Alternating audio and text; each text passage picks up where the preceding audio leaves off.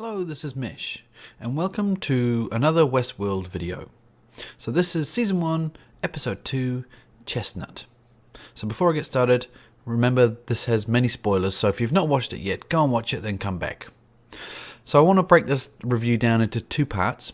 So I'll start with the concrete stuff, so the stuff that we actually know that happened, so the story progression. Then I'll move on to the subtle, the abstract, and my theories and conspiracy theories as well at the end there. So to start with, we have a new introduction of two new characters. So we have William and I believe Logan entering the park. So that they arrive at the arrival terminal. I'm going to get into that whole situation a bit more, but yeah, they arrive, get their gear and enter the park. So now I'll move on to Dolores. So we still have some stuff going on with her. So we have Dolores having dreams and memories. Now this is all bound up with her father, Peter. He broke down last episode and he mentioned stuff to her, so I think that's kicked off something here. And we still have an unofficial investigation going on as to what happened around Peter Abernathy as well, so that's Dolores' father. So we have Elsie, who is meant to be building a new narrative, but instead she's still investigating what was going on with Peter. And she starts mentioning stuff which is interesting. So she starts saying, possibly, was it sabotage? Was he infected? Has he infected other hosts? Very intriguing what she was saying. But in the end, she says, that Bernard was just covering up for Ford's error. That was how I interpreted that last kind of comment that she was saying, you covered up for him. So then we get kind of Bernard going up to Ford, and they have a bit of a conversation, a bit of back and forth. I think that they know something else is going on here, but they're a little, I guess they're confused, and they don't want to start looking into it too much because I think the situation is going to get out of hand. But yeah, Bernard saying the photo alone could not have caused that damage to Abernathy. And then their idea, he's saying, maybe the simplest thing here is sabotage by somebody. And to add to all this, we later see a scene with Dolores. Dolores has, very vague in this episode. She's kind of, every now and again you see a scene with her and she has a flashback or a memory. And one of them is Dolores is being interviewed by Bernard, and they kind of, he's saying, has anyone been interfering with you? What's your, event log and stuff like that around trying to track what's happening to her. Then, and just as the conversation was finishing up, he says to Dolores, have you done, Dolores says, have I done something wrong? And Bernard says, no. And then she says, have you done something wrong? And he doesn't answer, he's just like, wipe your memory and move on. And so to me, maybe Bernard's doing something that he shouldn't. That's just a bit of a thing that kind of ties in with what's going on there. So on to the next big story points we've got. We've got the Man in Black again. So he saves a host called Lawrence. So he was about to get hung, and he saves him, but he drags him all the way back to his hometown. He also gives him the scalp that he got. So on that scalp, we now learn that that's a maze. So he's trying to figure out information. So he's got Lawrence's family kind of held hostage, saying, tell me the information, tell me what you know about the maze. And nothing's happening, and he starts, Lawrence's cousins and family turn up, and and the Man in Black kills them all, obviously, because at the moment we believe he's a guest, so he can't die, so he just takes them all out. Then, he takes out Lawrence's wife, and then his daughter turns around and says to him, it's weird, she kind of clicks over, and she turns from having an emotion to nothing, and she says, the maze isn't meant for you. Follow the blood, I think she says Aurora, to the place where the snakes lay its egg. So, that obviously makes the Man in Black happy. He's like, sweet, thanks for your information, and then he drags Lawrence's along, and off they go. But a couple of interesting points around that, intriguing more story about the Man in Black. He said he was born in here. He's been there for the whole, he started here, then he's left and he's coming back, and he's never going to leave again. So a very intriguing character that the Man in Black is. Okay, then we could move on to, I think she's called Mavie. She's like the lead, the team leader of the brothel. So we kind of have a conversation between Dolores and Maeve. Dolores turns around to her and says, "The violent delights have violent ends." Now, after that point, Maeve kind of goes downhill. So, and the admins see her as well. She starts stopping with a conversation, and they say that she's not performing well, and she's just not working in that role. So they try and fix her. They try and increase her aggression to help her in that role, and it doesn't work. So in the end, they say, let's just decommission her. But while this is all going on, she's having a lot of dreams and a lot of flashbacks, and a weird conversation with other patrons around there as well. So the flashbacks are around her being attacked. I guess she has a daughter in the flashback, and she's being attacked by, it looks like Indians, but it's kind of weird because then the man in black turns up as well, so you don't know really what's going on. But it's weird. In that scene, she makes herself wake up. And she wakes up and she's mid-surgery, because at that point they say decommission her on it, and then Elsie says, no, we won't decommission her, we'll fix her. And then they say, check her, take her down to the surgery and make sure she's not got anything wrong with her. And they do. They found her bullet in her abdomen, I believe. So mid-surgery, she wakes up, and she has got the memory of, the running the brothel and waking up in a surgery. It's a pretty crazy scene. So she grabs a scalpel and she runs away. And then she ends up back down in, I guess, a few layers down, and she finds, a whole bunch of corpses, people hosing them off. It's a pretty hideous scene to walk in on, and she sees people she knows as well. And then she just kind of breaks down, and the surgeons take her away. So I'm not sure if that will get out what happened to her, because the surgeons think it was their fault, but I don't think it was. It was her waking up as opposed to them having an issue not putting her to sleep properly. And on to the last story progression that we had. So we had Lee spend a whole bunch of time making new characters, making a new storyline. He produced it and, did a big presentation to everybody. So here is Odyssey on the River. And everyone I don't think anyone really liked it. And so Ford, Dr. Robert Ford, it's Anthony Hopkins if you're not sure on the names at the moment. So yeah, so he turned around and says, this isn't happening. I don't like this. So he shoots him down. It was quite a funny scene. I quite liked it. But then in the end, we kind of see a couple of things happen. Just before that happened, we saw Dr. Robert Ford go via a lift into WestWorld. So from the admin center, from the arrival center, he just goes in the lift and he's in the middle of the desert. He walks off. He has a weird interaction with a kid. I'm not sure if the kid is a guest or a host. Initially, I thought the kid was a guest, but then at the end, he manages to control the kid and says, go home. And he does it like a robot, so he goes home. So he has to be a host. But still, it was pretty weird because I really thought he was a guest. So yeah, he has this idea that he's working on.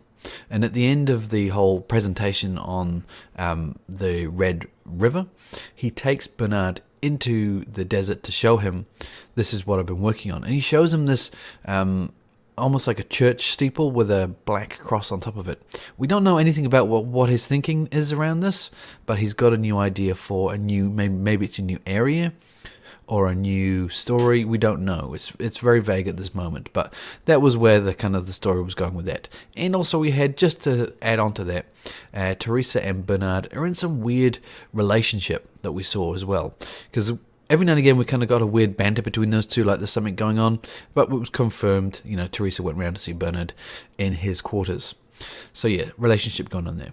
Okay, so that's the end of, what we know, the story that actually happened. So now onto the subtle, the abstract, my theories. And so put your conspiracy hats on for this, because I've got quite a few here. Now, to add to this, I recently watched WestWorld, the movie. So that's the movie from 1973. If you haven't watched it, it was interesting. I quite liked it. It had some cool stuff. It was, for me, I think it was the inspiration behind Terminator and Jurassic Park. So if you're interested in movie history, you might want to have a look. It's pretty camp and questionable acting, but it's a bit of fun. I didn't mind it. So yeah, there is many parallels between that, as this TV show is obviously where this has come from, the movie, the script from the movie. So if I mention, I'll try and mention why I think some things around their movie. But in the movie, we get two characters going into the park. It's more of a physical park, and we know they just arrive on a train. Oh no, they arrive on a hovercraft, that's right. And they just, things turn bad. The robots start tweaking out. It's very easy to see they're robots, and they start having flaws, and then they end up, I guess, rising up and killing all the guests, apart from one who manages to fend off and survive. But yeah, there's many parallels between that and this, and I think there's quite a few hints in the movie that we're seeing now. So that, just wanted to put that background there.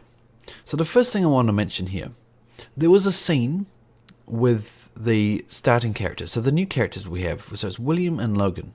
So let me just talk about that whole scene, because you may have picked up on it, you may not have, if you weren't watching it, very intently, you may have missed the subtleties around that scene. So we see them come in on a train, and they arrive in the arrival zone.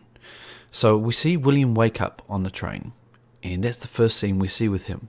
Wakes up on the train, then straight away he's face to face with what we believe is a host. So then, they leave the train, and there's a whole bunch of hosts everywhere. The hosts take them to, get dressed, get ready for the WestWorld that you're going into. And at that point, I thought that this was more of it was going to give us more answers, but in the end, it's given me more questions. So we see him, William, get ready, and we see him walk down a hallway and open a door. And when he's through the door, you think, okay, he's in a pub or a restaurant or something. And we see the door behind him close. If you watch closely, you can see the door is white, and then it fades to black. It actually goes down like an elevator. It's like you're ascending as opposed to descending. And then his friend joins him, which I think is Logan, and the same thing happens. Then all of a sudden, the movement starts, it's almost like there's an earthquake. And we realize eventually, William says, how do we get to the park? And then, boom, we're in the park. So you've gone from a massive physical area, the arrival terminal, to walking onto a train. So that is not obviously physically possible. So for me, I'm already thinking that this whole thing is confirmed it's a simulation. And he's woken up, and that's the first scene of him waking up from in the simulation, is waking up on the train. So as not to throw them in the deep end, so they know it's not real, and maybe easing them into the situation of WestWorld, so they still know it's not real. So they get on they wake up on a train, and they're introduced to this, the guests. The guests are introduced to the hosts, so they kind of understand what's going on. And yeah, for me, that was confirmed that this whole thing is not real. There's a few other things as well that are picked up along the way. One thing is the cameras. I don't know if you've seen it. Every now and again, there'll be a character which says, I guess an admin or a developer, whatever you want to call them, say, look, this host is not behaving. And they have like an iPad or a tablet which has a shot of that person, a live shot of the person. There's no cameras in this world. So that, once again, that is not, a real thing. You don't see a camera, because if you see a camera, the hosts would see it, the guests would see it, and you never see any cameras around. And sometimes as well, the cameras are in places where there's nothing there. They're not mounted on a roof; they're floating in midair. So there's that as well. That's another thing. And I guess around the shooting. Now in the movie, so in WestWorld the movie, 1973. How they got around this, so they went into the park, they gave you a gun. They said the guns had sensors on them, so if you're pointing at it and it had a heat signal, it wouldn't shoot. That's how they determined, how you would never shoot a human. But in the TV show, it doesn't seem to work that way, because people are getting shot. Like, the guests do get shot, but they don't get hurt. So then it leads me to believe that, once again, there's another point of proof that this is a simulation, because, how can, someone shooting at a host shooting at a host, they're gonna, the projectile is hitting them. But if they turn to shoot at a guest, the projectile does hit them, but it doesn't do anything. Once again, that's not in reality. So that is, another thing to me which says this is all a big simulation. Anyway, that's enough of that for now. I'm gonna go on to that more in the future anyway. A few more things I wanted to mention. There was a shot at the starting scene with William. He picked the white hat. So for me, this is once again another parallel with the Man in Black and also the movie. So in the movie we had, I guess there was a Man in Black in that movie, but it was definitely confirmed he was a robot, and he ended up being the main antagonist.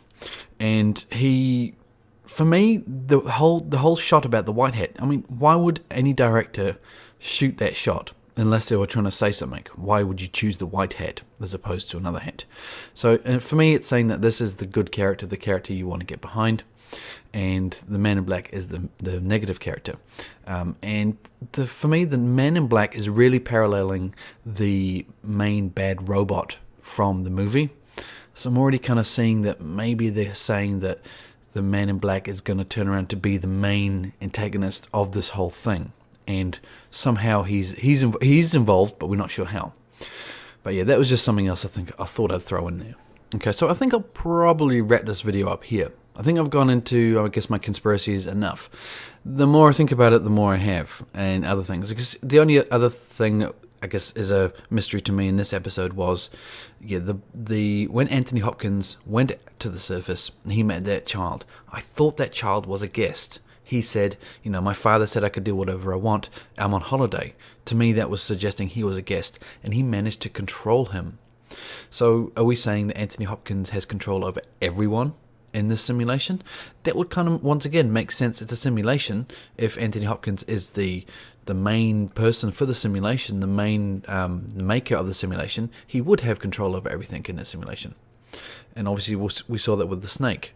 Does everybody, do all the admins and developers have that power over the creatures like that? I could go on and on. But anyway, I'll leave it here. Let me know your thoughts. Are you enjoying the show? Or, and what are you thinking? Is it a simulation, or do you think I'm off on the wrong track here? Love to hear your thoughts. Please give me a thumbs up if you liked it, thumbs down if you didn't, and please subscribe for future content from myself. I'm covering WestWorld, and I'll cover The Strain in the next few days. They're the two main shows I'm covering at the moment. Unfortunately, all shows seem to land on the same few days, so it's pretty hectic. And then after that, I go back to my gaming channel. So I'll put a link to that as well if you're interested in any games. I do cover game reviews and just play some games on there. So thanks again for watching.